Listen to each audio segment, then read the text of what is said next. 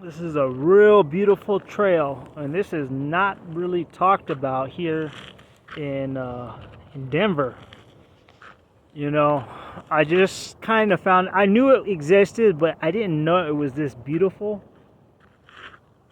And it's difficult to access and find from driving, so it's best that um, access it from a bicycle. You could access it faster on foot or cycling from more access points, but from a vehicle, it's more difficult. But this is way more beautiful than the Cherry Creek bicycle trail path, I believe. Lot more